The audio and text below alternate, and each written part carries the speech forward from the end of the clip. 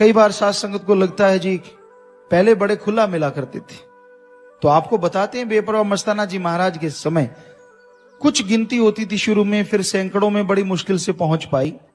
तो मस्ताना जी सारा सारा दिन बाहर बैठे रहते और वही लोग होते थे और सारा दिन ही पास बैठे रहते, चर्चा चलती रहती। बेपरवाह जी बाहर ही रोटी खा लेते थे, बहुत बार बाहर ही बैठ के रोटी खा ली, ऐसे बैठ गए, बातें करते रहे, इधर घूम लिए उधर घूम, सारा सारा दिन बैठे रहते।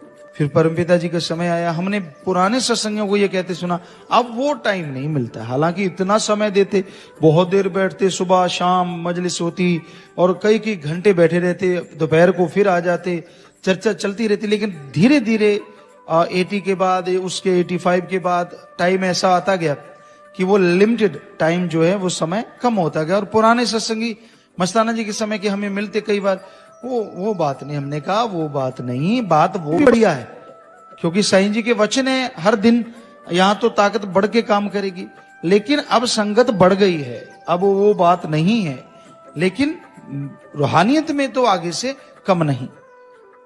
तो फिर बेपरवाह जी ने वचन किए कि भाई ऐसा टाइम भी आएगा, संगत इतनी ज्यादा बढ़ जाएगी और आप अब बात नहीं सुनते, बैठते नहीं, फिर आप कहोगे बैठो, हम नहीं बैठा करेंगे।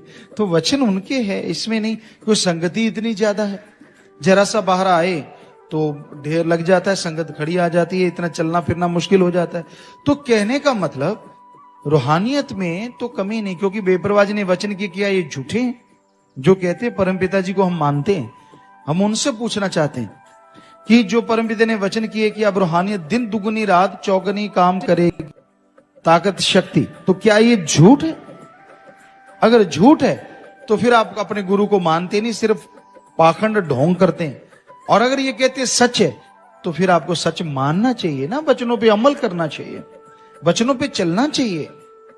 प्यार मोहब्बत की कमी नहीं रहेगी, भावना सही हो, शुद्ध हो। जब आपकी भावनाएं गलत चल पड़ती है तो खुशियां कहां से मिलेंगी?